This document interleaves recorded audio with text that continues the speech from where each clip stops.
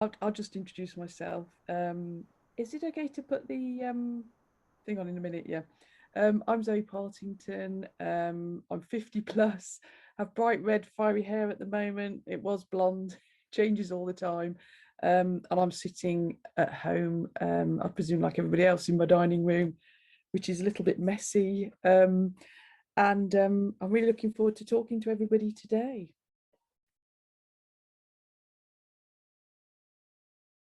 Great, thanks. Oh, yeah, Sammy. Great, thank you. Um, so yeah, no, so it's lovely to be here. And I've been thinking about, I did have a conversation with Paul, but been really thinking about what might be useful for everybody, to really to embed and develop accessibility.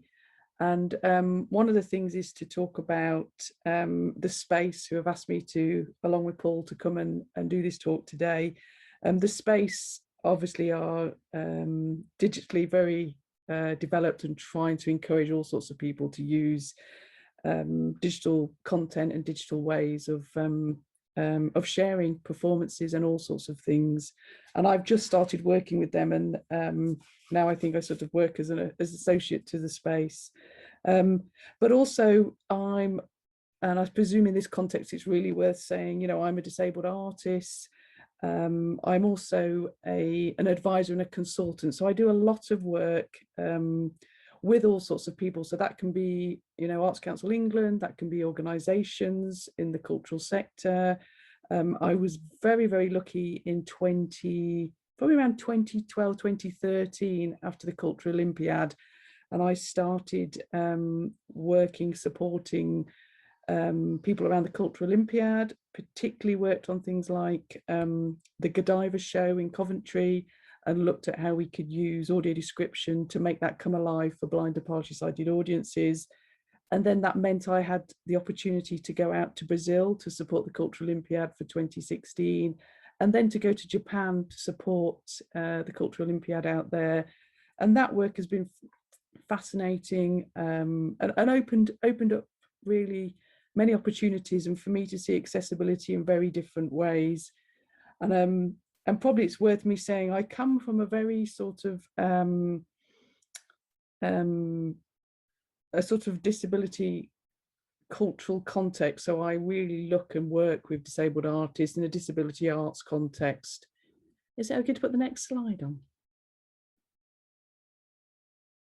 Well, it's just the one before, I think. And I thought today it's really important to say, I've been working in accessibility for 30 years, and I'm still learning. And I think you never stop learning. It's a journey. So I hope from today, that's what you take away. And we don't always get it right. And I think I just really liked this little sentence that I saw in the book, The Boy, the Mole and the Fox and the Horse. And it is about, the truth is everyone is winging it. And I think as artists, sometimes we have to, sometimes because we don't have a lot of budget and we have to find different ways of making things happen. But I think as a disabled person, I'm really interested in making accessibility happen. And I'm interested from a creative way. So as disabled people, I think sometimes our skills are quite unique. We can look at disability and difference and differently, and then that can be quite a fantastic creative generator to move things forward. So I think accessibility is important. It doesn't always mean you need vast budgets, but sometimes it's useful. And I think it's embedding new ways of working to make things more accessible. I mean, over the past year, I've worked with a lot of artists that have wanted to learn how to audio describe their own artworks in very beautiful ways, not necessarily in the set standard way that Vocalize or the audio description societies would do that. But I think all of those things enable other people to access your work. Could I have the next slide, please? I thought this was really important because if you're thinking about creating work and then sharing that work with other people, as performers or visual artists, or when you're running workshops, you need to sort of think about those audiences or about those participants. And I really love this from an artist in New York. It's It's a bench, and it says on the bench, "This exhibition has asked me to stand for too long." And then on the seat area, it says, "Sit if you agree." And I think this is really important because disabled people have to access things in different way, and people that maybe can't go out to events for all sorts of reasons may need to relate to a performance or event from a completely different perspective. And I think this is where we can have fun with it as artists, and we can really play and start to think about things in different ways. Can the next slide, please? So one of the things I wanted to talk about, and you may have talked about this in the panel a week at the last event, is to talk about the social model of disability. And I wanted to talk about that because I think it's really important, if you do want to make your work more accessible, to understand and think about that. Some of you may already know about this. And I know, this has been around for 40 years. Mike Oliver and Vic Finkelstein developed the thinking at the very beginning, because they wanted to look at why, particularly Vic Finkelstein, he'd come from South Africa, where he'd been very aware of apartheid and about people being separated and segregated. And when he came to the UK in the 70s, he really began to understand that disabled people were segregated, and segregated in different schools, on public transport, on all sorts of things, which meant they were not accessing things within society.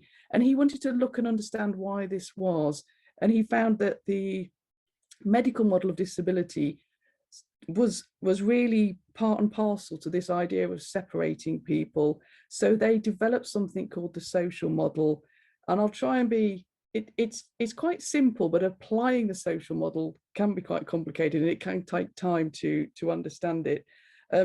So really, the medical model, and I've got on the slide here, I'll just have to move slightly forward, I'm partially sighted.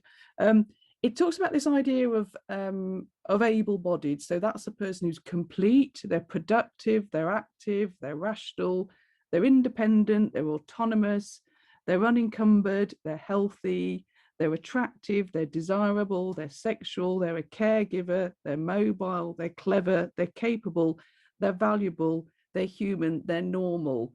So all of these things have been applied, I mean, really over more than 100 years in a way to non-disabled people. So disabled people have been looked at in a different way. So they've been looked at as deficient, as scroungers, as passive, as irrational, dependent, needy, burdened, unhealthy, ugly, undesirable, non-sexual, a caretaker, immobile, stupid, incapable, valueless, less than human, and shameful.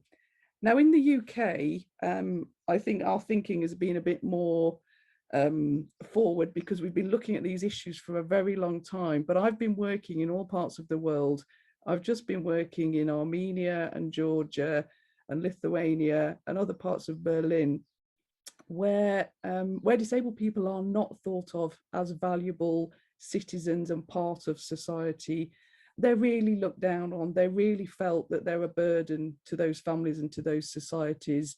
Some of that is to do with the post-Soviet issues and about the opportunities that disabled people want to work and be part of everything. So I think it's really important to understand all of this. And in the UK, we do have systems in place to enable disabled people to have access to funding, have homes, but it still can be very difficult economically. You can still not have the opportunity to access performances and cultural life like other people.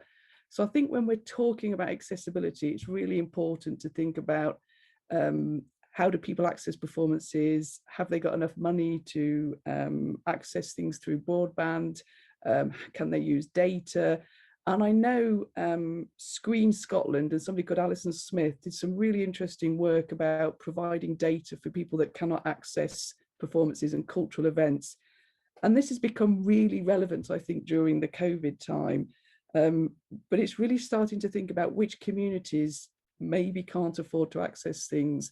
And I'll come back to that. But really thinking about the social model, it gives you the opportunity to have a methodology and a structure about how you might make your own work accessible, or the organization that you work with, that work accessible.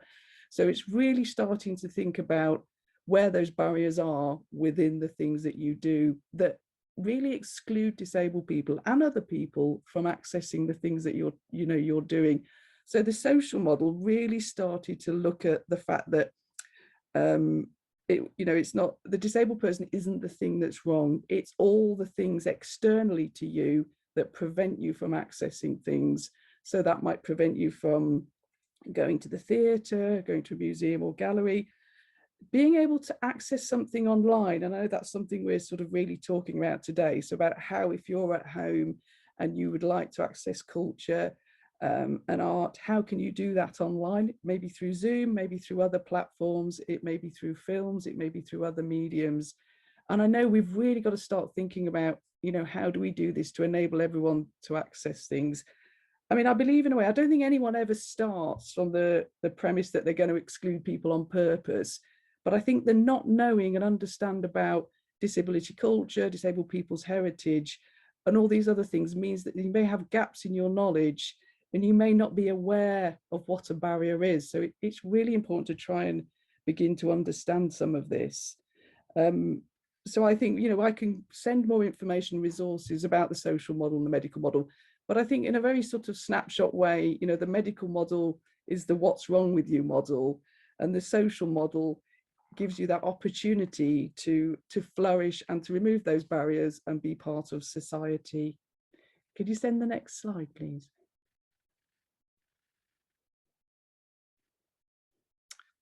So this issue, and you may have talked about it in the last session, but I think it's really important because it enables you to sort of start thinking differently.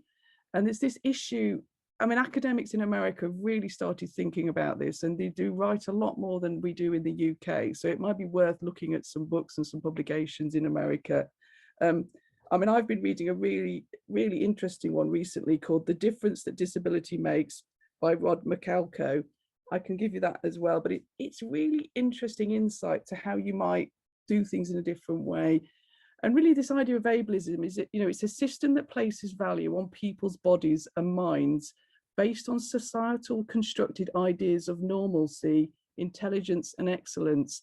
These constructed ideas of normalcy, intelligence and excellence are deeply rooted in anti-Blackness, eugenics and capitalism. This form of systematic oppression leads to people in society determining who is valuable and worthy based on people's appearances and or their ability to satisfactorily produce, excel and behave. You do not have to be disabled to experience ableism. And I think that's the really important thing. But I think for disabled people, in the past, they were quite segregated into impairment groups. So they weren't able to have this sort of unified voice to fight this oppression. And I think one of the most amazing things that came out of disability arts was that disabled academics and disabled artists came together to be a more powerful voice to really change things and really move things on. And part of those people that were really fighting for that disability arts at the time were part of DAN, Direct Action Network, and there'll be a really fantastic drama out this year, later in the year, that features Barbara Lisicki and Alan Holdsworth, and it will tell you about all that history and all that story behind it. So I think that would be really interesting. But it's also to understand that the people that were really fighting at that time have changed Arts Council, have embedded new thinking into Arts Council. So today, when we're applying for funding for Arts Council, a lot of those things that happened in the past have changed the attitude of Arts Council and have changed them to be much more open-minded, much more more able to listen really to what those barriers may be and how they may reduce those barriers or remove them. I'm not saying Arts Council is perfect, and I talk to Abid Hussain at Arts Council quite a lot, the Director of Diversity, and we have issues, but I think it's really important for us to keep changing things, to keep moving and to keep identifying what those barriers are. So I think for disabled people, and I think, could we just move to the next slide? One of those things is, and I know I think it's really good to keep explaining this, but having this sort of body and mind that fits smoothly within its immediate material and societal environment results in a lack of taking notice of your surroundings and assumptions of your own unproblematic place in the world. So space enables you to fit. Now, we talk about disabled people in this sense about this misfitting. So having a non-normative body and mind, increasing creativity and paying attention to, and in negotiating places and social encounters, this space disables us. It can lead to frustration, exhaustion, and anger. And this is why I think it's really important that we, as a community, you know, not just disabled people, but everyone, we work together to try and change this practice.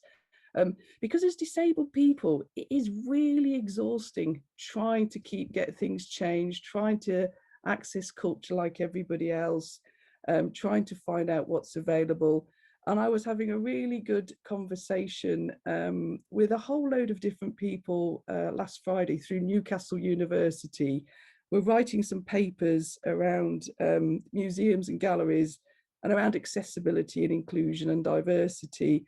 And what I was finding was that there was some amazing Black writers that were part of this, and they talked about this systematic tiredness and exhaustion to try and get practice changed and to try and encourage people to think differently or to even try new things.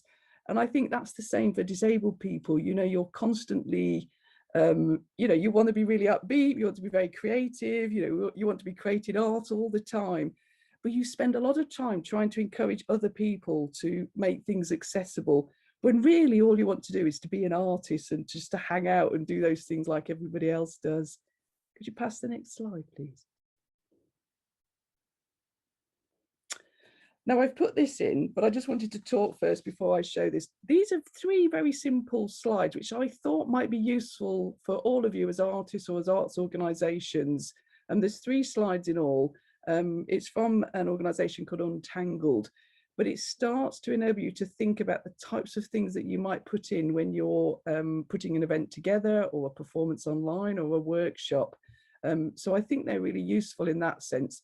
So one of the things is they talk about quit time, and that can be in all sorts of different ways. So that might be about people having a different, particularly if you're have a fatigue condition, or you get very tired, or you get quite exhausted, that a whole day workshop might be too much. It might be better to have 90 minutes, or it might be better to have 40-minute slots and then have a break for an hour and then have another 40 minutes. So you need to know your audiences, you need to know your participants, you need to know what access works for those people. And when we talk about social model, we really do think about it's that collaboration really, and that conversation, that dialogue. So that whole idea about, you don't need to know what's wrong with that person, but you might need to know what their access requirements are. So for example, if I'm going to the theatre, I might ring up and say, and this is because I'm partially sighted, can I sit near the front? Is there any space? Or do you have audio description as part of the setup? Or is there anything where, you know, can I do a touch tour before the event? So it's just thinking about these little things as a disabled person give you incredible access to the thing that everyone else has access to, and you feel part of it. So that also means, you know, knowing what the outfits look like, knowing what people look like, knowing what the room's like. So audio description can work in many ways. And I think in the past, all we used to do was audio describe the performance, but actually it's all the other bits that are interesting. You know, it's the fantastic cakes in the cafe, you know, it's the building itself, it's the person speaking. Everyone else can see all these things visually. So it's really lovely if you can access it as well as a blind or partially sighted person. So I think it's great to be able to think about this. The other thing is when you're putting events on is to think about captioning. So live captioning and transcription, or doing this afterwards so you can record. I mean, on Zoom, it's fantastic. We can record or we can do it live. And there's all sorts of different ways that that can happen through other apps that you can use or for recording things.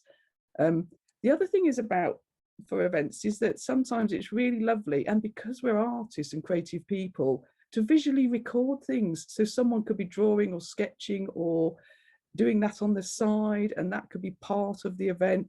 So I think it's really lovely to think about different ways you can make your event more accessible to more disabled people. Could you put the next slide on, please? And then this is, again, I've just talked about this, but that audio description.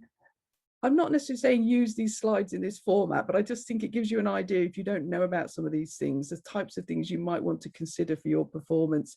So when you apply for funding, this is the really important thing. Build this into your application so it's not an add-on afterwards that becomes very expensive, and then you've got to start thinking about finding, you know, a sign interpreter or an audio describer. Think about, is this something that you can learn to do yourself? Is this something you already do? Do you know someone else who does it? Have these people, you know, in your diary, on your list, that you can talk to about this. Think about the way that you might use that sign language. Make sure that your targeted audiences that might want to access it, and find out what their access requirements are. And I'll just give a very brief example because I wanted to talk about this anyway. But last year we put an event on called Thrive Aid, and I ended up working with two people in America, somebody that runs Disability Pride in America, in Philadelphia, and Alan Holdsworth, who I've known for years, who's a fantastic disabled artist, and moved to America. He's quite radical. He's probably been arrested 52 times. He's really been part of that network of getting transport infrastructures changed, and, you know, chaining himself to buses and all of those things. But he really believed that, you know, human values and humans should be part of everything. So Alan wanted this because of COVID. Alan said, I think we need to put an event on. I think we need disabled artists to be performing for the International Day of Disabled People, the 3rd of December every year. And he said, I think we want to put an event on, a digital event that will reach global audiences. So I ended up trying to support the UK end, and then we had an event happening in Australia, and we had events happening in America. So it was sort of the three, sort of Asia as well. So we sort of tried to make sure that artists were represented, disabled artists from each one of these countries and areas. And we had to put this event on, you know, on a budget, on a shoestring. I was really fortunate that I was able to bring Sign Dance Collective in to help with the sign language interpretation during this event. They're artists, they're not necessarily, and I think this is what used to happen probably in the late 80s, that disabled people and deaf people, particularly Caroline Parker, would sign and be part of an event and be able to bring it alive for other audiences. So I think there's all sorts of ways that you can make this happen. I was able to chat up people like Jenny Seeley at Grey Eye to ask if we could use some of their digital content. Fortunately, Grey Eye's work was already audio described, already had sign language interpretation in it. So it's trying to think, when you're doing things, putting events on, who else can I talk to? Who else can help me? And then just to sort of talk about some of the other things. And I think COVID, as we know, COVID has changed things for people. It's changed the rules, really. So I hope it remains. But one of the things I've also been involved is, and this is in a visual arts capacity, was with the photography gallery. And they started putting on a series of workshops. They were thinking quite early on. So this was last March, they started these workshops, and they called it Slow Looking. So what they started to do was to realize that people were not able to come to the gallery and look at all the visual content. So they decided to have these, it was probably every 2 to 2 weeks, every 2 to 4 weeks. So they would pick 3 fantastic photographs, and they would then do a session for blind or partially sighted people and other people that wanted to come. So it was quite open in that sense. So it was a 40-minute session. I was asked to audio describe some of those some of those photographs. I was working with an artist called Hannah Morales. I mean, stunning photographs of other issues from all around the world. So she took it, she's from the Philippines, so lots of photographs of things like some of the prisons in the Philippines, some of the issues that have happened because of global changes and because of the weather conditions, and also looking at the communities in Brazil, in Sao Paulo, and looking at some of the underground issues that were going on. So these were really fascinating photographs. So I was able to make those photographs come alive, in a way, I tried to make them a little bit more poetic. They also had sort of trained audio describers working on those, but I then presented those photographs, and I did audio through Zoom, and there was 40 to 50 people on these Zoom sessions that came to access these artworks. And they said what was really fantastic was there was not only was there audio description of each photograph, it was across about 40 to 45 minutes. We had 3 photographs, so we'd audio describe each photograph, and then we'd have the context of the artist and their work, the photographer and her work. And then there was a really good session at the end, so a Q&A, questions and answers session. And I think that bit was the crucial bit, because it was where you could have the interaction between you and those participants and the audience. And anything that somebody wasn't sure about could be cleared up during that time. And I think the idea of this slow looking, because it opened it up much more. It wasn't just about blind people, and it wasn't just about making this event accessible. It was looking at having an event in a new way. It was because of COVID, but it's one of those things that I hope they continue to do it, because there's all sorts of reasons why people can't go to a gallery. It might be because you've got children, it may be because of the work that you do, it may be because of the condition that you have, it may be that you're having cancer treatments. But I think what's fantastic is you still have this opportunity to access art and culture and feel like you're part of a community, which is the thing that is really important. So any way that you can shape or help things mean that people can be included really helps people that are, you know, sort of, and we've been, you know, you've been talking about Housebound. I mean, I find that it's a difficult concept, that, but it you know, people are not able to go out for whatever reason. But I think, you know, sometimes we need to look at why those people can't go out. Is there another way that we could enable those people to go out? But in the meantime, how can we get art and culture into people's homes, into the heart of their homes and into their days and into their lives, to put maybe some structure into their life, to enable them to, you know, if you're dealing with pain management, you know, maybe the time that you're watching the performance, the pain goes away, you don't necessarily have to think about it. It just takes the edge off things, and it makes you feel that you are part of something, I think, and that is really important. And one of the other things, just check time with Paul. Are we right for time, Paul? Yeah, absolutely. Carry on. All right. One of the other things that I was invited to last year was somebody called Elizabeth Wainwright ran 4 workshops. Again, I mean, I work with all sorts of disabled people, but because you've asked me to talk today, I'm talking sort of in my from my perspective. So I was invited, along with lots of other blind and partially-sighted people that were quite isolated through COVID, to join these workshops. And we had, I think it was about 6 workshops for each session. Now, the first workshop was about Shakespeare, and it was about bringing Shakespeare alive and bringing Shakespeare into your home.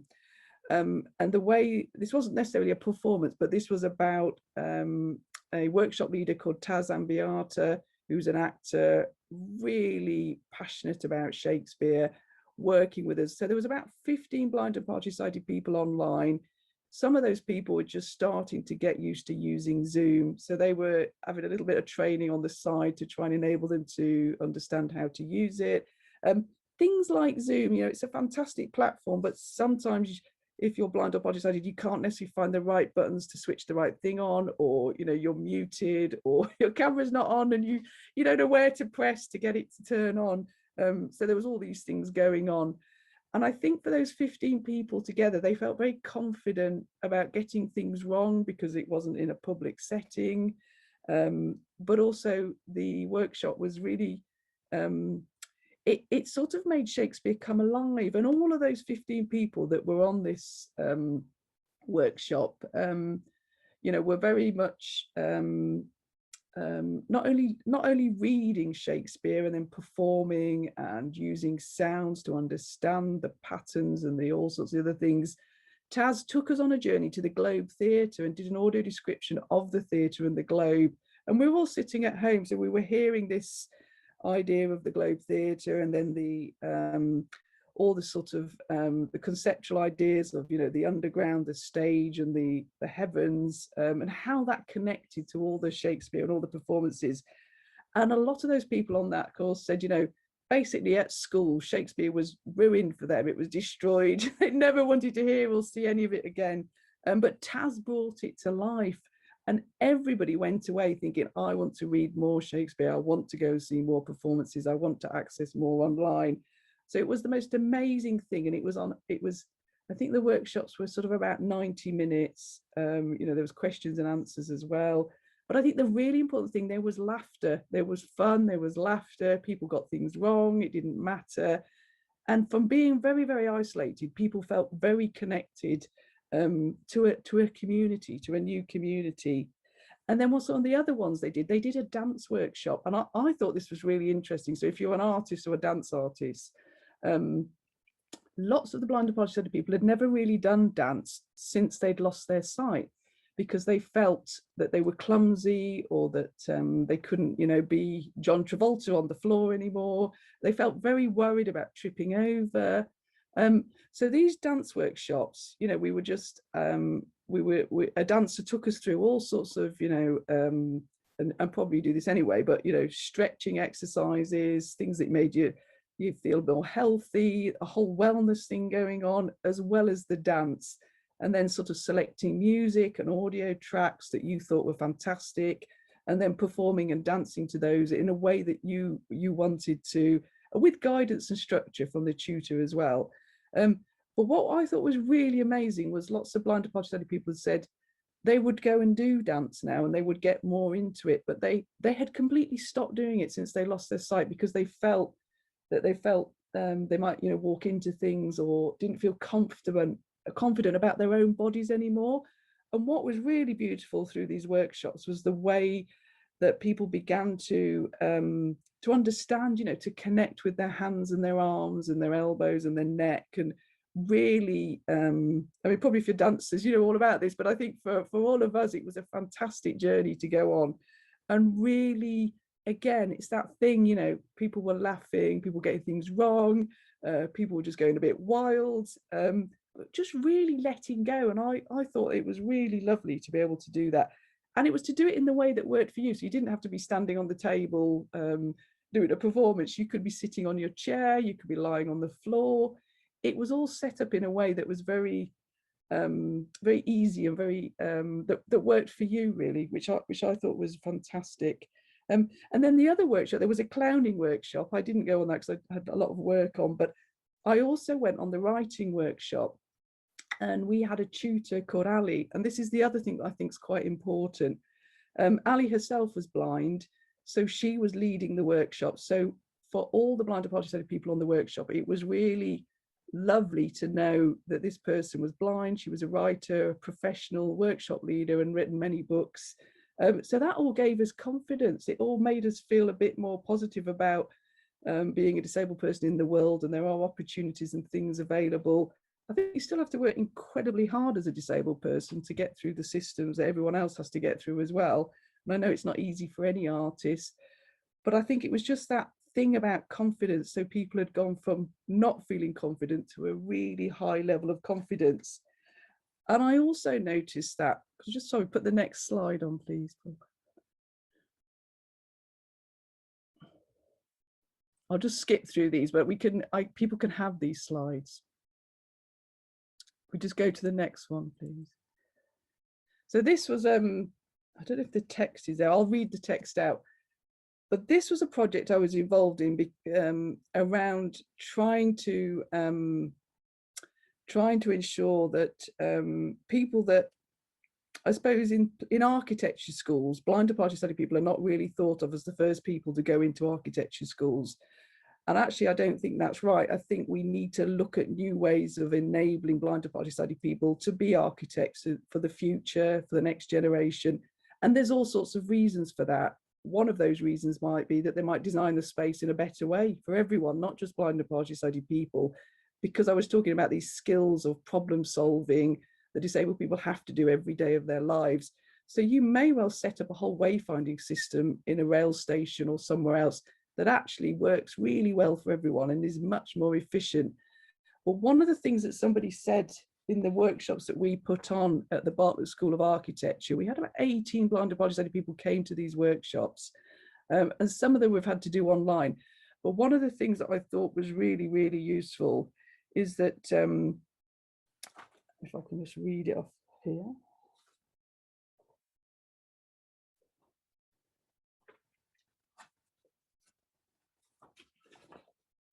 That one of the participants basically said, you know, if 2 days in a workshop can increase my confidence in a workshop environment, imagine what a lifetime of accessibility could do for the generations to come. And they really said, I really hope all of you can change attitudes and become more accessible. And I thought this was really important for today, is to think about, you know, that if you do something and you understand more about disability culture, more about exclusion, and more about new ways to make access possible, you can help many people. You can be a real catalyst. And I think one of the things is you can enable people to follow their dreams. And I think that's the really important thing for me.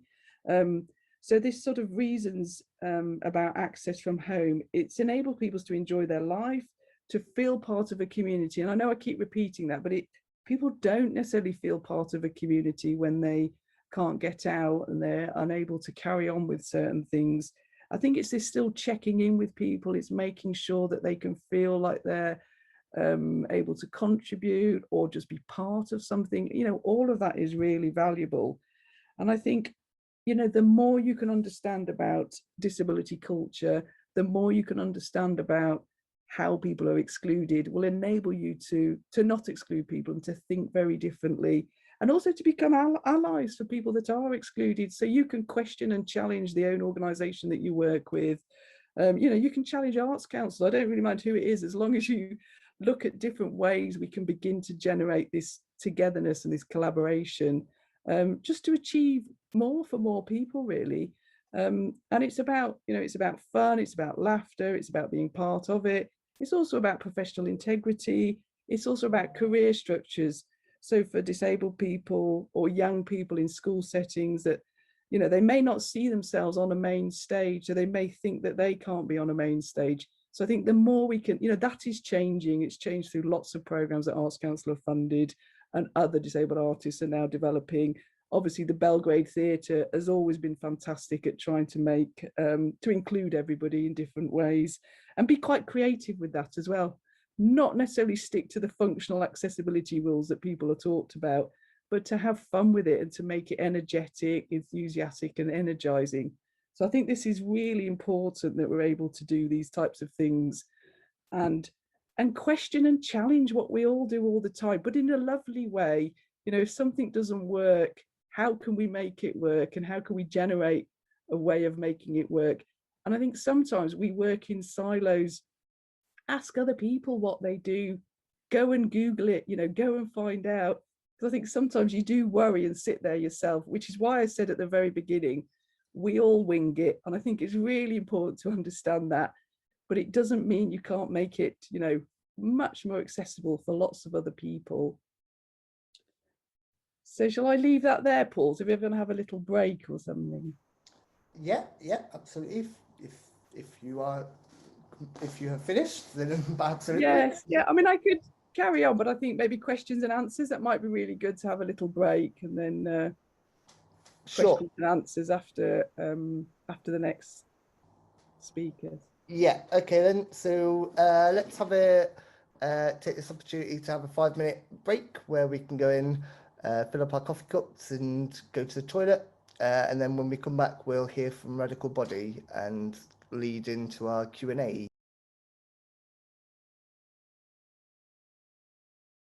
Katie and Chante. Hi. Hello. Yeah, so I'm Katie. I am a co-founder of the company Radical Body. I am a fat, white, non-binary person with bright green hair, black lipstick, and green dungarees with dinosaurs on. I am currently in my spare room. In the background, you can see a wonderful array of cuddly toys. Yeah, I'm here to talk to you about Radical Body along with my co-founder Chante. Hi, I'm Chante. I am a mixed race woman. I'm sitting in my bedroom at the moment, so there is also a bed in the background alongside some houseplants, which are my other full-time job. Yeah, I have an afro and I've got a headset on at the moment, and I'm wearing a black jumpsuit with a high neck. So, yep. Yeah, so Radical Body are a small disability arts organisation based in Coventry. We create radical new performances by and for disabled people. And we're here today to talk about some of the barriers that housebound creatives face when trying to build careers in the arts, and tell you what we're trying to do to address those issues. So actually the first thing we wanted to do today was sort of problematize the term housebound, which as a company we are trying to move away from. And in its place, we are using the term people who struggle to leave the house, which is admittedly not super catchy, but lots of people who would really benefit from the sort of work that we're trying to do might find it difficult to describe themselves as housebound. It's quite a loaded term, and it sort of implies a binary, that if you're housebound, you can't leave the house at all. But there are some people who might be able to leave the house once a month, or they might only be able to leave the house for doctor's appointments. And those people might not describe themselves as housebound, but they would face the same kinds of barriers that people who cannot leave the house at all would face. And we want to make sure that they're included in the work that we do. Yeah, so somebody hearing the term housebound might think, oh, that opportunity is not for me, like I need to leave that for somebody else who actually like completely can't leave the house. But even if people, you know, may be able to leave the house, if it's extremely uncomfortable for them, or like Katie mentioned, it might be limited, or they can only do maybe go out once a week or other things like that. It's still important that we're reaching people that find it uncomfortable or challenging to leave the house. So yeah, that's why we're kind of challenging that terminology a bit. Great. So the problem that we are sort of fundamentally trying to address as Radical Body is that there are lots of skilled creatives out there in the world who have important stories to tell, who make brilliant art, who are prevented from developing careers in the arts because the industry is built around the idea that you will be able to be physically present at events. You need to go to open mic nights, and you need to go to watch other people's shows, and you need to go to meet and greets. And if you're not consistently there in person, people don't know who you are and they can't hire you. And that is a big problem. So what we're trying to do is use live streaming and telepresence technologies to enable people to get their names out there and get experience and build a career in the arts, even if they can't leave their homes. The work that we're doing really comes from personal experience. We are currently primarily working on theatre projects, but actually neither of us come from a theatrical background. I started feeling that there was a real need for the work that we're trying to do because I was trying to build a career as a performance poet, and I found that the industry was just wildly inaccessible. It was built around like constant unpaid work at open mic nights, relied on reputation and clout, and I ended up feeling that I needed to move into theatre because it just wasn't possible for me to be present in the poetry scene. An example of a big problem in the industry for me was that bigger and more reputable open mic nights operate on a random draw system. So, for example, Hit the Ode by Apples and Snakes. It's a great event, but if you want to perform, you have to sign up and they randomly choose who can perform, which is a real problem for me because if I can only leave the house once a month for a performance opportunity, I need to know that I have that opportunity, and if I might not have that opportunity, I need to go somewhere else where I can definitely participate. I found that theatres are more likely to be large institutions that have existing resources to support disabled people. while open mics are more likely to be smaller grassroots organizations that don't have much funding and don't have any access provisions at all, really. So the live streaming model that we're trying to build will hopefully in the long term make it possible for performers to attend open mics from their homes at a low cost to organisers. So I come from a music industry background. My stage name is Elle, Chante. So yeah, and I've also found a lot of barriers in the music industry. I found it to be extremely rare to come away from a gig feeling as though I've had a healthy performance. And a lot of the time I left feeling like put out, like, you know, with a sense of shame around it as well. And there's like multiple reasons for that. Things like whether the show was inaccessible for me, like at a lot of gigs and open mic nights, you know, there's no breakout room. Sometimes there's no chairs, like it's just standing, you know, and that wasn't accessible for me. And you know, even things like worrying about how people might think about me in a networking sense, because the event was so tiring that I couldn't stick around afterwards. So I just had to like go after I'd finished performing. And then it's still that thing. It's like, oh, how do people know? Like, how do people know about you when you're not there to be able to kind of talk about your work afterwards? So that was like a massive barrier. I actually went from hardcore gigging about 7-8 gigs a week. So I was at college at the time as well. So I was just breaking my back, literally going to college, doing a gig in my lunch break, going back to college and gigging in the evening. I would say like with struggle as well, it wasn't, I just felt like it was something I had to do. But then when I got more ill, and eventually I stopped gigging altogether, because not only was it very difficult for me and it really put me out, but the ones that had, yeah, like like Katie said, with that a lot of them were like unpaid, that I actually ended up losing money because I was having to pay for like taxis and stuff going to the gigs but wasn't getting paid. And that's, you know, completely inaccessible and just a rubbish situation altogether. Yeah. So a second big barrier that we've both found is stigma. This has been particularly difficult for Chantal. Many people who struggle to leave the house have invisible disabilities. Particularly, it's very common for chronic illnesses to be a reason why people find it difficult to leave the house. And chronic illnesses are usually invisible.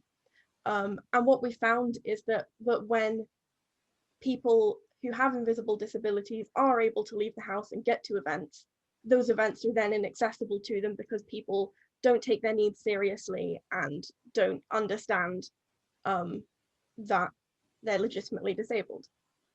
So this is something that's been a really big problem for Chantal. Yeah, so I mean, I think living with invisible and variable illnesses / disabilities is something that's just really tricky, like day to day, like aggressions, like elderly ladies potentially asking you to get out of disabled seats and stuff like that. You know, that sort of thing happens quite a lot. To even I've actually been at an event before where a photographer hasn't took pictures of me because I'm at a disabled event and they've assumed that I'm not disabled. So it's quite likely that people dealing with invisible illnesses have gone through a lot of embarrassment and misunderstanding, like just getting to the event or performance that they're at, which can make it really difficult to like for us to assert ourselves and ask for what we really need. And that's a real shame when it comes to things like access riders, you know, like feeling like we have the right to ride an access rider and say like, I need this, this, this, and this. And trying to explain to people as well that one day I may be able to climb some steps and the next day I may not be able to climb some steps. And if you could check in with me week to week, that might be really helpful, or day to day.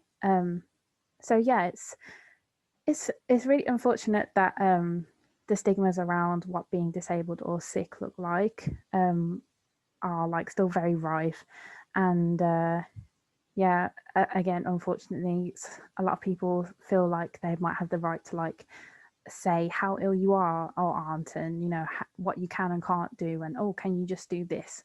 And even though that might feel, I'm sure probably not in this room, but some people might feel like it's fine to just like, oh, but could you just, what about this one step or such. It's really important that like when people with disabilities say no, I can't do this, that it's respected like straight away, and we just take their word for it. You know, people shouldn't have to collapse or have an emergency for us to be able to treat their illnesses as though they are real, even if we can't see them. And yeah, something we want to sort of flag for people, because this is something that makes leaving the house harder for people who already find it difficult to get out. It's important that people working on a creative team at an event understand that not all disabilities look the same, and that is something that you can't necessarily just give people a briefing, tell them invisible disabilities exist and expect that to solve the problem, because the stigma around invisible disability is really based in a lot of internal biases around disabled people that might even be subconscious. So, for example, I'm sure that most people at a disability inclusive event want to believe that they understand that some disabilities are invisible, but then they see someone like Chante, who is like tall and pretty and elegant, and they think, oh, that can't possibly be a disabled person, and just assume that she's not disabled. So really, it's something that you need to regularly check in with yourself about. You need to re-examine those internal biases and make sure that you are never looking at someone and assuming that they're non-disabled. Recognizing the existence of invisible illnesses isn't knowledge that you can acquire and move on. It's something you need to think about often and practice in your life. So we've established a whole bunch of problems that we want to solve, and now we're going to talk a little bit about what we're trying to do to practically solve them. So a big thing that we're currently working on is a live streaming setup that is specifically designed to enable performers to give a performance in their house to a webcam, and for us to be able to stream that footage into a live venue and project it onto a stage. So we have bought 3 sort of plug and play cameras, which are designed for event streaming and have built-in mics. They're easy to use, and the idea is that using these cameras, which we can post out to people, we'll be able to get high quality video and audio to a professional standard, because a lot of the time when you're doing events that are based out of people's homes, you know, they're using an iPhone camera, or they have a webcam that makes them sound like they're underwater. And if we are really wanting to help people establish their careers, we think it's really important to be getting footage that's of a high standard. So we sent out to, well, we did a test event a few months ago, Scratch Night, and we posted out 3 of these cameras to 3 disabled participants with kits that contained a camera, a gooseneck stand, a long cable, and detailed instructions with photographs so that the kit would be easy to use. And then from our end, we have a laptop and a projector that we can take into venues, and when we receive that footage live from people's homes, we can project it into live venues. We also have our own live event streaming camera, so that we can also stream out, so that housebound audiences can access the show, live audiences can access the show, and housebound performers can access the performance space. Live stream performances have become pretty commonplace during the pandemic, but they're not necessarily recognized as being of a professional standard. So I personally found there feels like a bit of a dichotomy.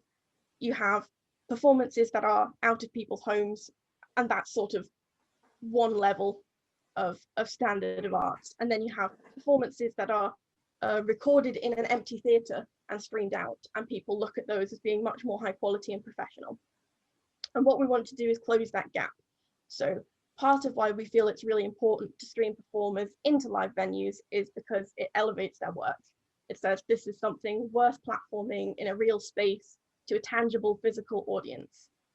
And the long-term goal of this work is actually integration. So eventually we want virtual performers to be platformed alongside physical performers, interacting and working together collaboratively. Yeah, we have tested out some aspects of this model with a virtual scratch light last month that allowed us to identify some problems that we still need to solve because access is a process and you can't get it right the first time. An issue that we had, for example, is that Zoom is a platform that generally everyone is comfortable with using, but we found an issue that we don't get to control what audience members are seeing. So if they don't understand very well how to use Zoom, or if Zoom is difficult for them to use, they might not be looking at the performers at the right times, or they might not be able to see a BSL interpreter. And it's difficult for us to solve those problems for people without being in their space looking at what their computer looks like.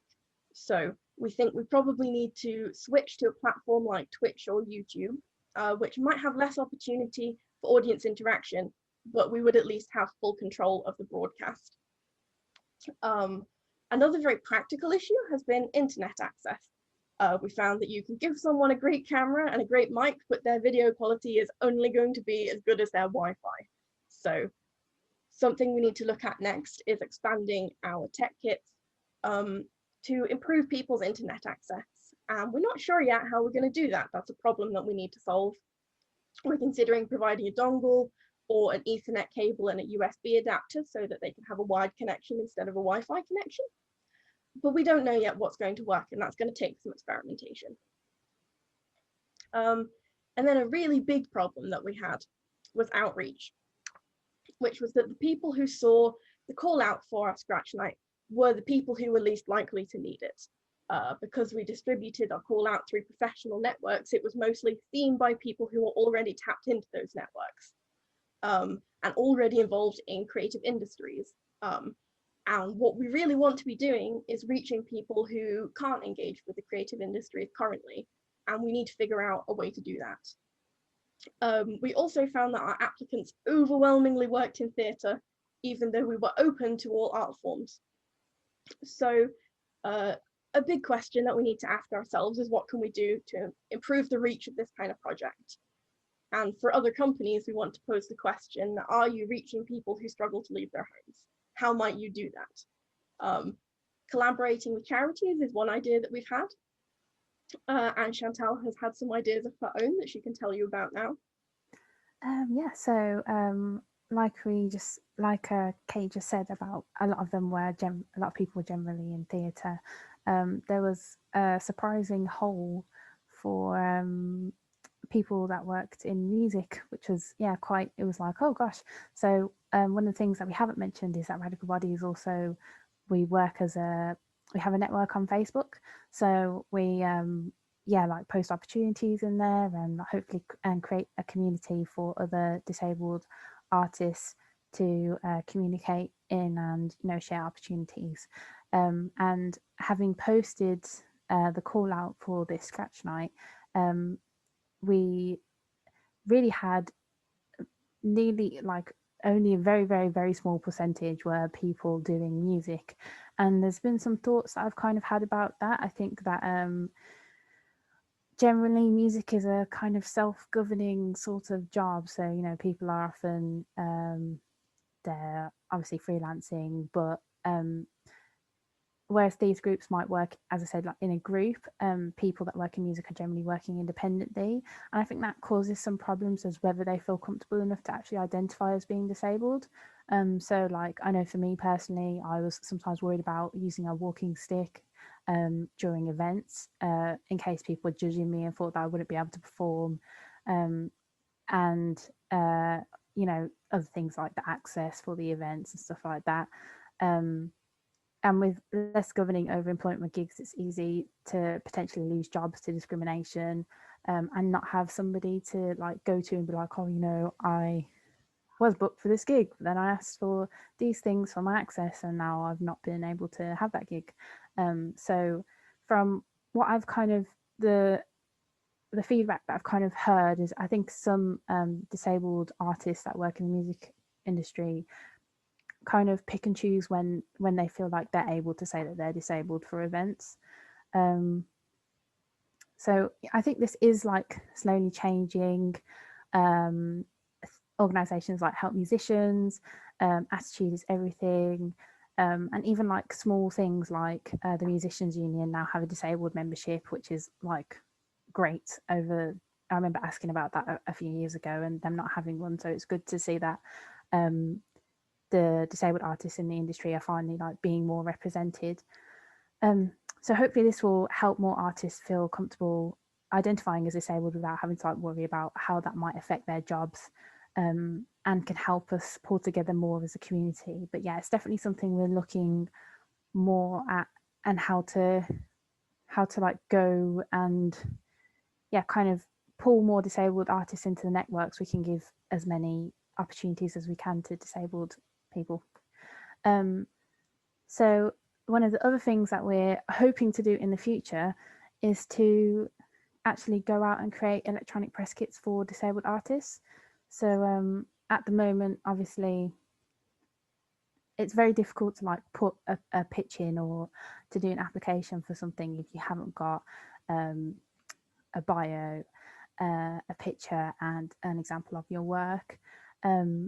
And that might not be accessible for everybody to be able to get to. You know, maybe there's finances in the way, maybe there's health in the way, maybe they're not able to get out to kind of to a studio where they can be filmed doing that sort of thing.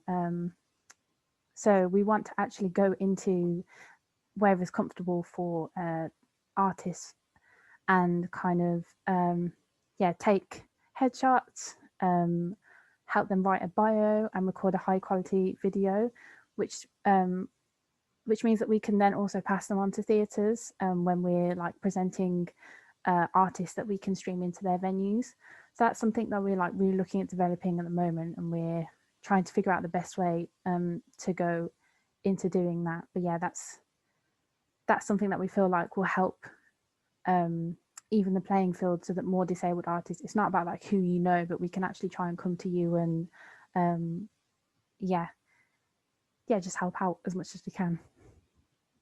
And like this, I think really really plays into the sort of last big issue that we identified with our current model, which is that while it might help people to get their first paid creative opportunity, it doesn't guarantee that they'll be able to access other commissions.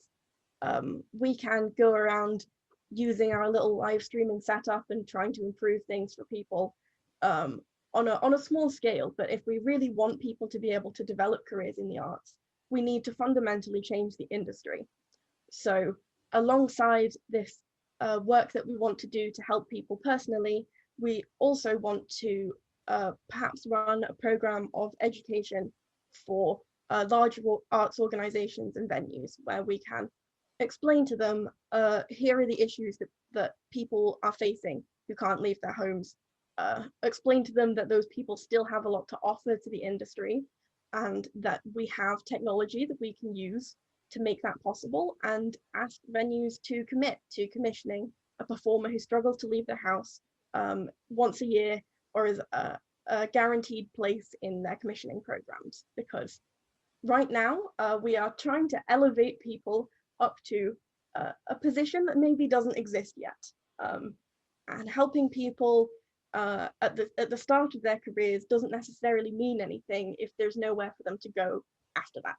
So that's really the big focus for us moving forward, is how can we help people on a personal level while also trying to affect industry change sort of top down. So yeah, that's where we're at with the work that we're doing to try and help housebound people, people who struggle to leave their homes. What we're telling you today, and this is something we want to be really clear about, is not necessarily like instructions. We're not saying this is the answer. You should go out and buy these cameras and do the same thing that we're doing, because lots of people have different needs, and what we really want you to take away from what we've talked about today is the thinking and the ethos behind the work that we do. So the process of identifying the very real problems that people are facing because they struggle to leave their homes, and coming up with practical and actionable solutions.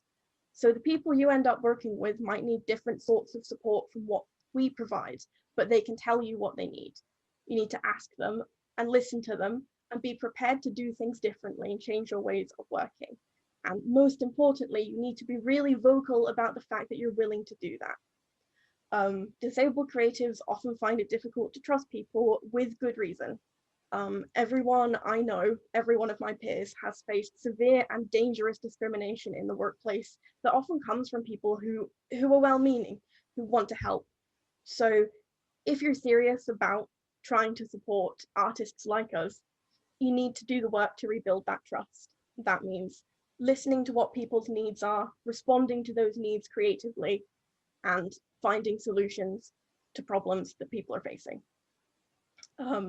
So yeah, we really hope that this model of open communication, active listening, and creative problem solving is at least a good place to start in the industry.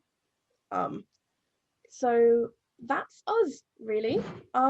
If you would like to get in contact with us, you can follow us on social media at Radical Body Arts. We have a Twitter and an Instagram. And we also have our website, radicalbodyarts.co.uk. If you'd like to know more about the specifics of the technical setup that we're currently using, we can give you more information about that. But yeah, that's, I think that's us. Yeah. Brilliant. Thank you, Katie and Chante. Do you need a quick little break, or should we go into the Q&A? I feel okay at the moment. How about you? Yeah, I'm good. You good? Okay. Okay. Lovely. Welcome back, Zoe. Hello. Fab. I mean, there's a lot that you've been saying today that connects to some of the discussions that were sort of coming out of last week's session. Particularly, Amira brought up that at the start of every rehearsal or workshop day or whatever, or event, she would ask the people involved, what do you need?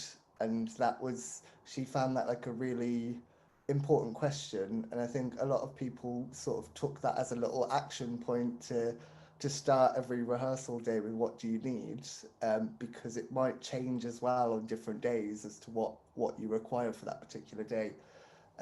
So I guess I'm just linking to that, and some of the things that you've been speaking about today. I also hadn't really questioned Housebound audiences as a title until you raised it. So thanks for raising that as a linguistic thing, I guess, to think about and to work upon. Picking up on something, so Zoe, in your talk, you said that there's two sort of solutions at the moment, and it's the big aim should be how can we help these people out of their houses, but in the meantime, how do we bring art to their homes, which I wrote down as I thought was quite interesting. So I guess looking at our lockdown experience and looking at the lovely equipment that Radical Body have within the city to potentially utilise, I guess that is how we bring it out to their homes. And I guess in the long term, how do we encourage those people and make theatre, art venues, museums a space where exhaustion isn't a problem, and that bench is no longer a political protest. It's part of the norm of the experience of culture and art. Yeah. Sorry, what was the question again, Paul? Do you want me to? It was a bit of a around the houses one, but I guess it's picking up on. I guess it's flipping back your questions on yourself. How can we help people out of their houses, but in the meantime, Right. how do we Yeah. bring art to their homes? Yeah. I think, I mean, one of the things I was talking about is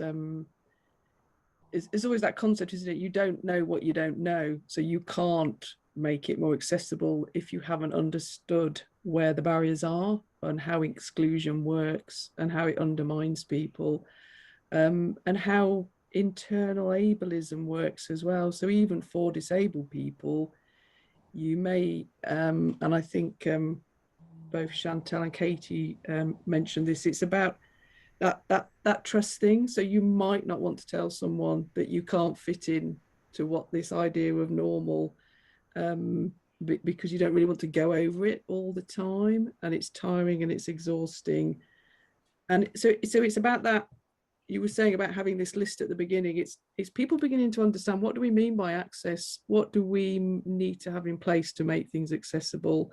And how do we start that conversation and dialogue with the communities that we're working with? And it's about being welcoming. So, I often find, you can ring, not so much with smaller venues, but like with larger venues, you need a named person as a disabled person to connect to. So if I give you a very good example, at Tate Modern, somebody called Marcus Dickey Hawley runs the audio description tours. He sends out emails to all blind and partially sighted people that are on the books, about the events that are coming up, any questions. Because sometimes with large institutions, you can turn up and ask questions and the reception staff haven't been trained. They don't understand some of the issues around accessibility.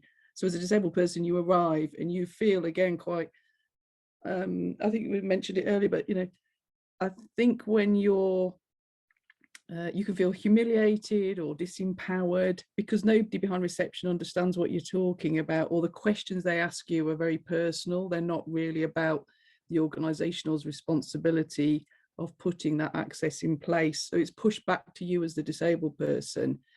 Now, for me, it's that thing about, as a disabled person, you have to become quite vocal. You have to understand what's going on and why systematically you are excluded. But that's a lot of energy and a lot of work that you're having to manage all the time.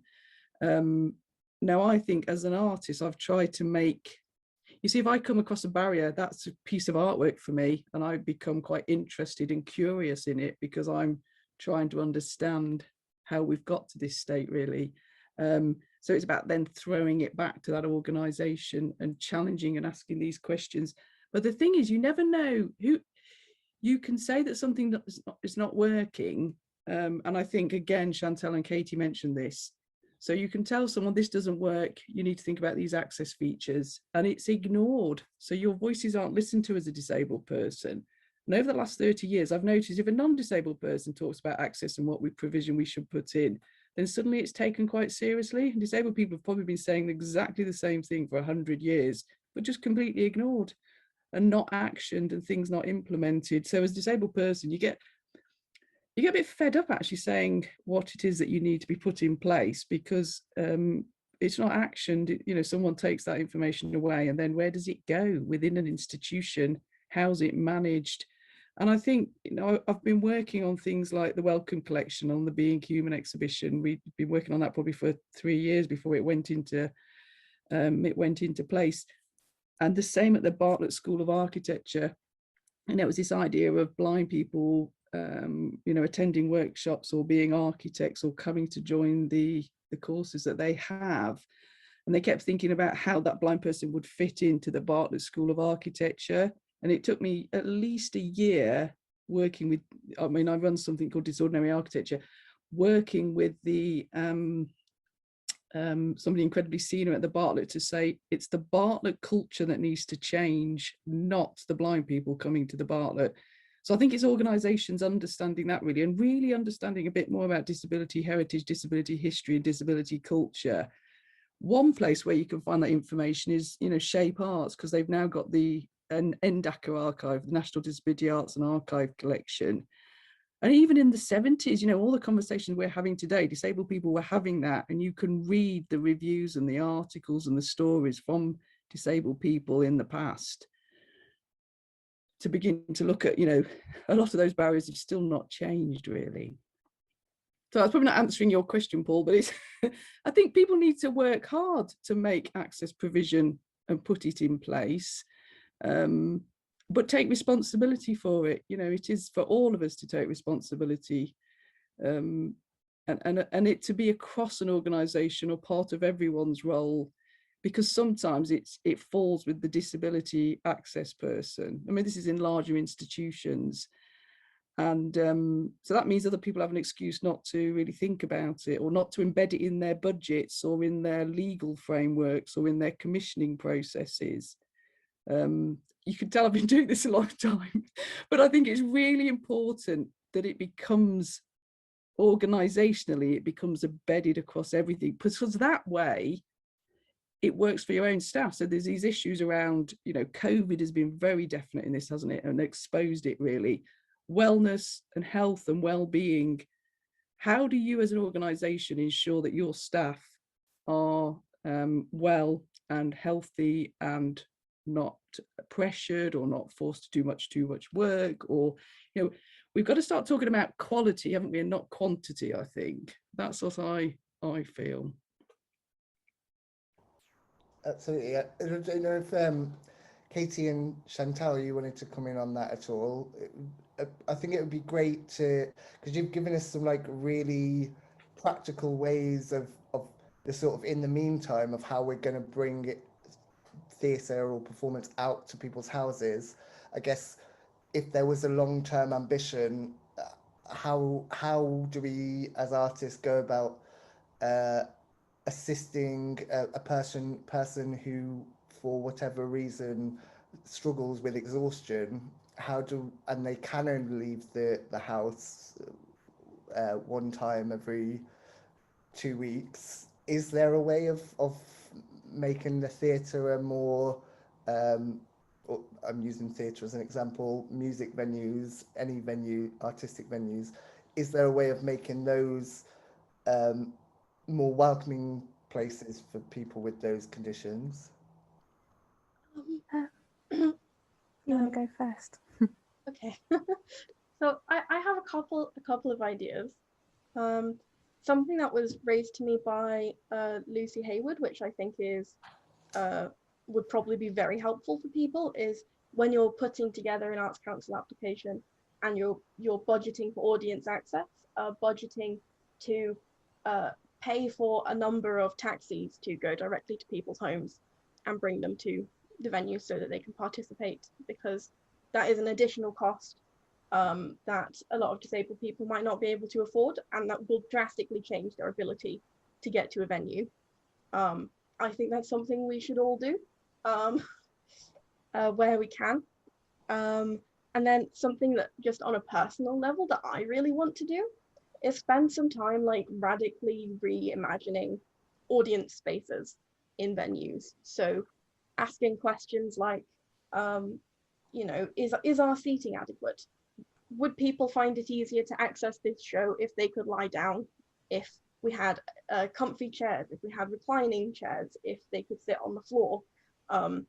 Having a range of seating options and, you know, allowing people to exist in a space in a way that is comfortable for them, I think could make a lot of difference. You know, something I wonder about is what if we go to an art gallery and we have beds and we put the art on the ceiling so people can lie down and look at the art, stuff like that. And I don't necessarily know how much those things would help, but people should try them because they might help.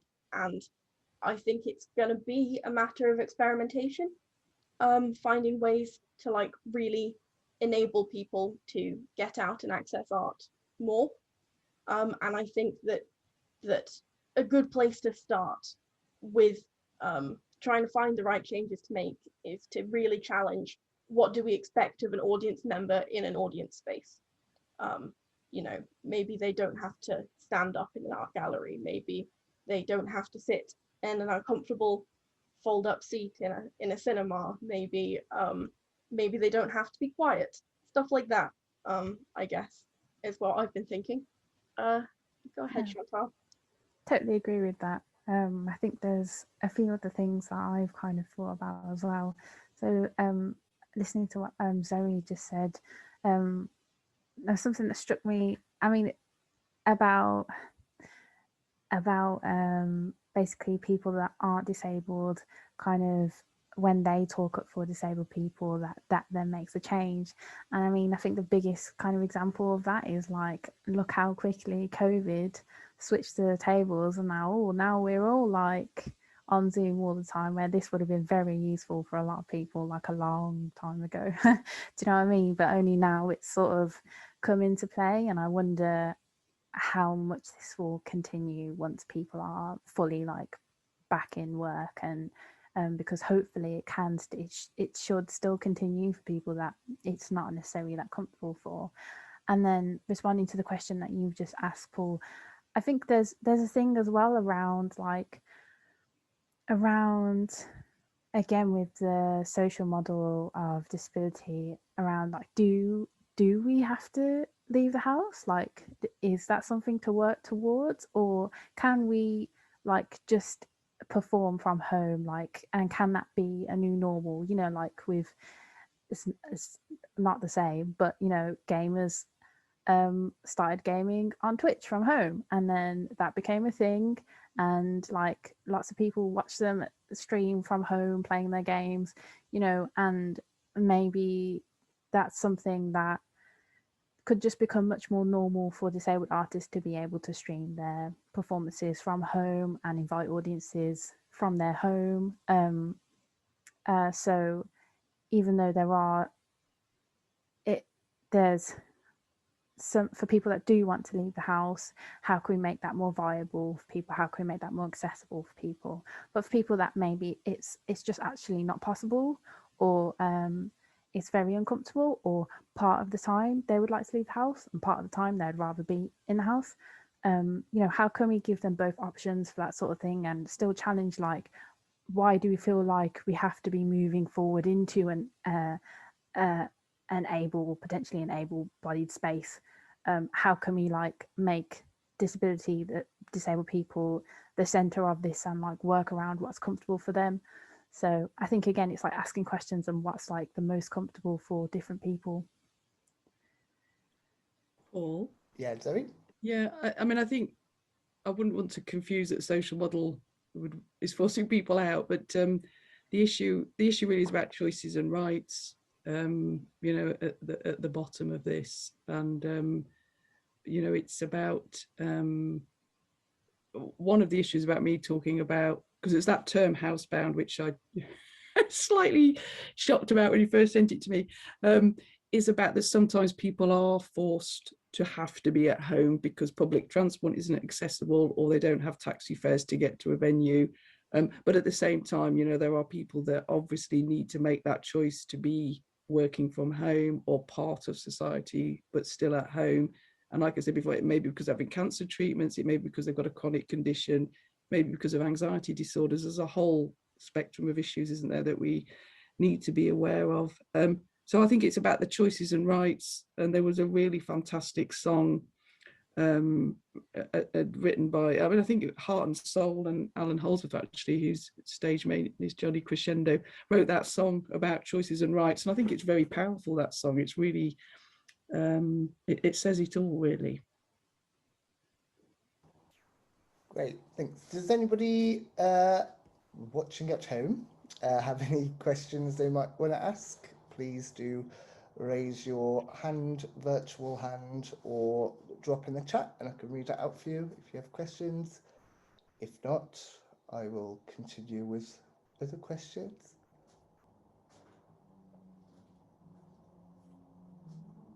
Okay, I'll carry on until questions arise. I waved my hand at you, Paul. Oh, It was waving. I couldn't see the video. I was looking at the virtual hand. Yeah. So. It's not so much a question, but I just wanted to sort of some of the, well, lots of things I wrote down, but just some things that have come into my way of thinking over the last few months, and in what we do with Talking Birds. So I just thought I'd chuck them in. That thing about oh yeah, suddenly COVID comes along, that Chante was saying, and stuff happens, and really sort of recognizing that, but hoping to take something positive from it as well. One of the things that we as Talking Birds did during the lockdown was that we we couldn't do our residencies in residence, so we did some remote at home residencies, and what that actually showed to us is those can work really well. And we just had to find different ways of providing the support that we were doing in-house, you know, on site before. So going forward, we expect to continue to do those, where that is what is the best thing for the person who wants to do a residency with us. So I think we've learned that we wouldn't necessarily thought that was useful, and now we know it is. So I think that's been a really positive outcome for us. And just also picking up on what you said, Zoe, about you know, having somewhere people can lie down. I think it might not have been you, sorry, can't remember. On a show we did at Shakespeare Birthplace Trust, Lucy Hayward, oh yeah, it was you, Katie. Lucy Hayward helped us think about some of that. And so the show walked around, and it actually went into 4 different tents, and in each tent we had some benches that people could sit on, but we also had mats and we had bean bags. And then we were also aware that some people might find it hard sitting on a bench without a back, so we also had some camping chairs that if anybody particularly needed that, we could take them around to the different tents. So we had a range of different things, and you know, we found that people did use them, and actually the mats were really good for families with young children as well. So that's something we'll think about in future. And when we do Walk With Me, which walks around Coventry neighbourhoods, you know, that does require at the moment you to be present, but we adjust the pace, and we take a stool round with us as well, so that if people do need to sit down from time to time, they can. But I think most important is that we communicate that in advance. So for Walk With Me, we sent quite a long email, and we probably have to think about information overload, but about here are some things we can do. But if there's anything else we can do that will help you to come to this, please let us know. We will never think of everything that helps people, everybody. But I think giving as much information as we can, and making that easy to find, and we need to do more work on making that better, is probably a helpful thing, because straight away I think people seeing that will think, oh well, they are trying to do something, and then just always saying, but let us know. And I've been thinking maybe we need to give that named person, rather than just saying phone us on this or send us an email to this slightly anonymous email address, that if we say Philippa would be happy to talk to you about this, you know, with a picture of me, so they can, maybe that gives a little entry. I don't know. I'd be interested to know how that feels. I think that, Philippa, I think it's the welcoming, isn't it? It's about people being able to be honest, and the integrity behind it that's really important. Oh yeah, and I was going to say, because Zoe, you said this, you know, you get it more in a big organisation, but I'm not sure I agree with. I think small organisations can do it really well. Oh no, that's what I was saying, Philippa, that large organisations, sometimes it's lost. Yeah, because I think as an organisation, it's embedded in our ethos across everybody, and that's what, with the difference engine, with our captioning tool, often we talk to one person, but the front of house people don't know anything about it. So it's that, I think small organisations, individual artists who we've aimed this training at, actually in a really powerful position to do something really personal. I think that's what we're really good at, and we should spend a bit more time on it, because it's that personal connection.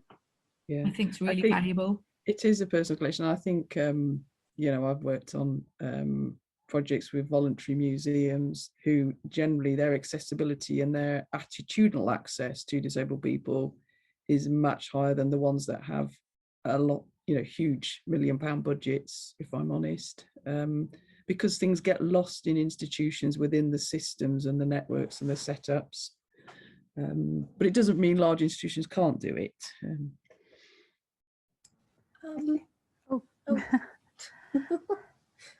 Do you want to go ahead, Chantal? I can talk after. I was just going to say that, Philippa, I thought what you said about like having like a long list of you know, things that you can help with. I think that sounds like, to me, that sounds like really helpful. I think one of the things that you can find sometimes is when you become sick, or when you begin identifying as disabled, it's very difficult to like find out about things that can be helpful for you unless you've like done a very intense Google search. So you end up having to like have very awkward conversations like, oh, I can't do this, like what may be helpful. So having like an option, it's already out there, we can offer this, we can offer that. I think it can be much easier to ask for things then. Yeah, it's something I've just in the Attitudes and Access Forum, which is a Coventry wide forum, and I don't know if you're know about that, and if not, we'll make sure you can connect into it if you want to. The recent sort of meeting, I was flagging up that information and things I'm needing to book for somebody that needs to know there's quick access to a toilet, and actually finding no information on any of the events that are going through the ticketing platform for City of Culture that tell you that. It talks about captioning and BSL and audio description, but it doesn't have that. And that's quite a simple thing to provide information, because a lot of these events are outdoor events. They're not necessarily in traditional venues. So that's my latest crusade, is about, tell us about your toilets. So yeah, I think I think there, one of the things we struggle about, and I was noting this down, and we talked about it a bit last week with the panel discussion, is that there are often conflicts between what you need to provide for different people, in that you solve a problem for somebody and you maybe create a different problem for somebody else, and it is hard trying to meet all those needs at one time. So, I mean, getting that feedback. And the other thing that struck me when you were talking about what Radical Body's doing, is how, as we come out of lockdown and we've all learned something about live work online, how we combine that as we start to do live work back in theatres or other spaces, but still include those audiences who want to come in from home, because just how you stage it, you would stage it differently for it being filmed in an empty theatre as to how you would to filming it in a full theatre, even, let alone all those other spaces that we tend to. I don't have an answer to that. I don't know if other people have thoughts about that, because I think that is really challenging. I did sort of want to reflect that a little bit back on U3 and find out what we've learned through this COVID period, and what you hope of those, because you touched upon it, Chantal, but I think it would just be really great to hear of, like, now hopefully we're coming out of COVID, what things that we've done and put into practice and learned over the past year, 2 years almost, do you think we should be carrying on with, and how do we carry on with that, as Philippa says, when venues do open and there's that live presence? I'd just be really interested to hear your thoughts about that. I think one of my hopes is that, like, if you've got a streaming setup in the theatre, why not to use it anymore? Like, please carry on. I think the more people that can access the shows, the better. It's really great that people have fully, like, integrated streaming services in some of their theatres now. So I hope that will continue. I think things like flexible working in different areas of the arts and different jobs, I really hope that continues as well. And also, I think there's been some more empathy towards people's general living lives. So, I think Sammy mentioned at the beginning, like, if your kids and pets are in the background and deliveries and stuff, like, you don't have to apologize, because we're all at home and we understand how it is. And I think that's kind of reminded people a bit that, like, yes, we are all people, like, we are, this is a general day-to-day lives. And I hope some, like, elements of that, aside from, like, access, I really hope that kind of just stays in people's minds, and having more, like, empathy towards each other, and just having a bit more understanding of, like, where people may be.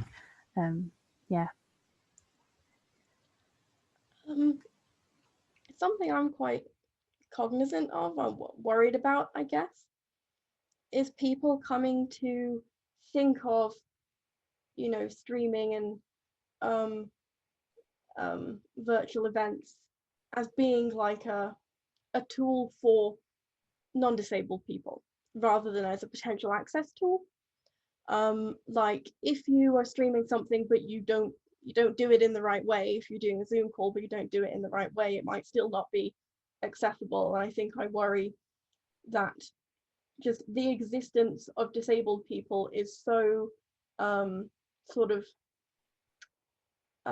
secondary to a lot of people who are using this technology, that they just don't even stop to think that it might be useful to people who have different needs. And so I worry that the industry is just going to drop it all, or is going to keep doing it, but doing it in ways that aren't as helpful as they could be. And so I think pushing for recognition of virtual events and meetings and live streaming as as an access tool is something that's quite important. And yeah, that's why I hope will come out of this is people understanding the potential of services like this rather than viewing them as a stopgap solution, which I think a lot of people probably will. Yeah. Particularly when it comes to like meetings and stuff, like with meetings, you quite often I've found like I've had to go to London to have meetings with somebody, and without even considering disability and illness within that, like that's a huge expense. that is for a 1 hour meeting, and so and up until that point, I mean, maybe I had the occasional Skype meeting when it was just when we both couldn't be in the same room together, but you know, we never knew of Zoom. We know like this world didn't happen, and so yeah, there's a hope that some of that carries on for very practical reasons as well as for disability, like an access, like access as a very loaded term, like can include just the practicalities of leaving your house and going down to London and the energy that takes and all that stuff. Zoe, I don't know if you have any thoughts on that. Yeah, well, I think well, so yeah, several thoughts on all of what you've been saying. Yeah, I mean the Shoot Festival, or organisations in Coventry is writing a manifesto, isn't it, about what people need to be doing to make sure this is embedded long term, not just short term. And what have we learned during the last 12 months, and how can we continue to embed that in our practice and in institutions really across the city and wider?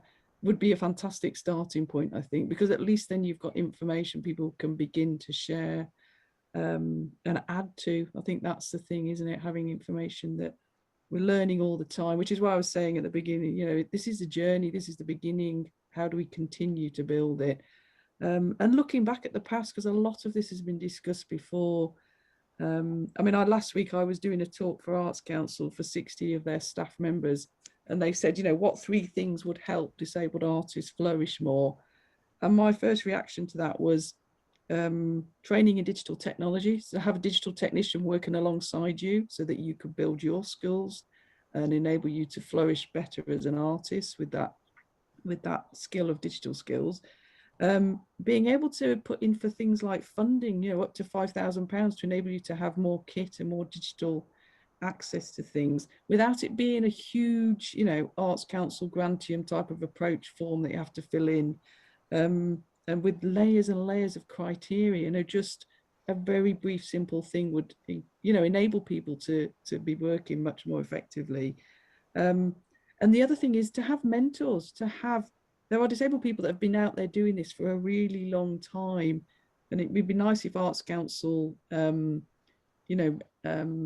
funding to pay mentors to support other young disabled people coming through, really, about how they managed it, how they got to where they are, how Matt Fraser managed to do the work that he does.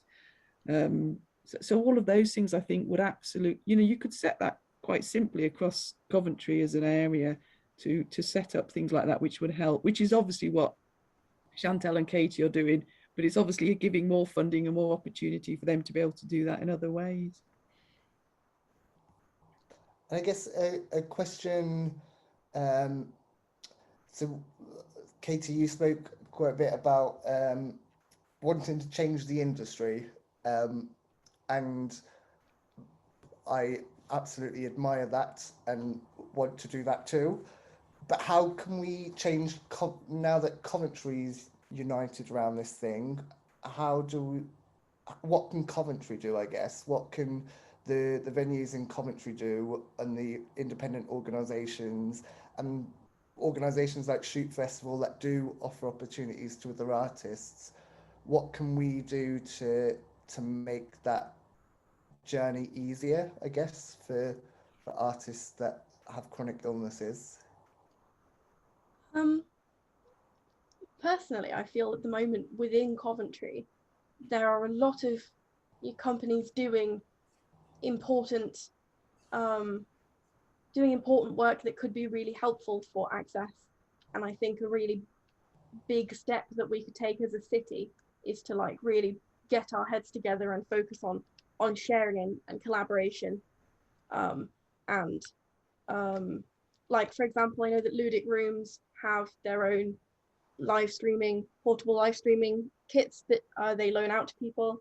I know that obviously Talking Birds have the Difference engine, and you put together this program of access training. I think just connecting all those dots and finding ways to facilitate each other in making our own practice more accessible would be a really meaningful step that we can take as a city, because we're not a big city, we're quite tight knit, and I think we should all be using each other's resources. Just practically speaking, that makes the most sense to me. I think is a good starting point. And I'm sure there's a lot of other resources in the city as well that even people don't understand, don't really understand, are things that can be really useful for access.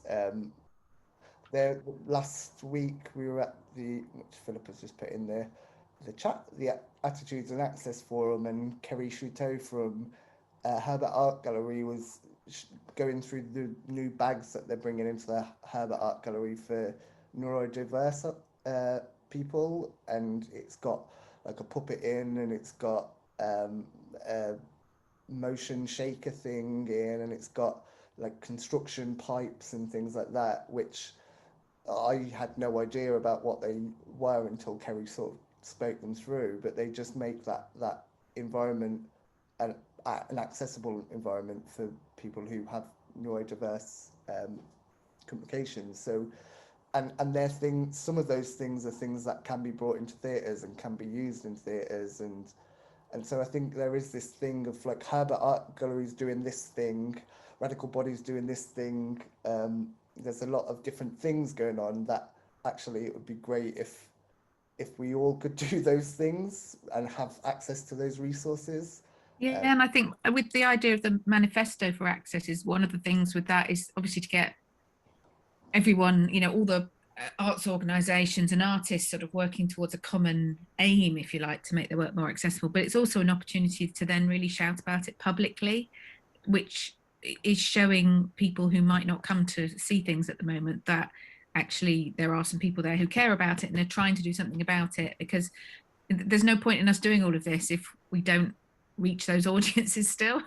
And I think that's one of the things that Coventry hasn't always been as good at, is just generally in terms of promoting and marketing and reaching different people. So I think, there's a ticketing platform with City of Culture, in itself not very accessible, because you have to sign up to one account and then it sends you another account, and then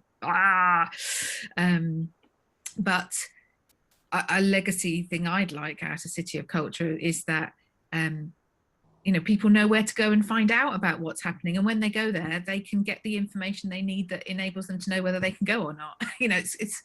It doesn't feel like that should be a really hard thing, and yet somehow it seems to be. On that poignant note, we're coming to the end now. Thank you so much, Zoe, Katie, and Chantal, for another very thought-provoking conversation and discussion. For those, and thank you also to those who have tuned in live and those that are watching at home later on. We'll put sort of the Facebook handles and stuff into the box below on YouTube. So if anybody wants to get in touch with or follow any of the speakers today, then you can have a look down there. And also if you have any resources that you'd like to put into there, then we can also throw them in. Next week we have another conversation, this time on audiences with learning disabilities, and that's featuring Ben Petit Wade from Hijinks Theatre and Open Theatre. Some members from Open Theatre are coming along to that, so that should prove to be another great conversation about a different access requirement. Thanks once again to the speakers today. Thanks for those that came along. And thanks for your questions. I shall see you next week, hopefully. Bye. Bye.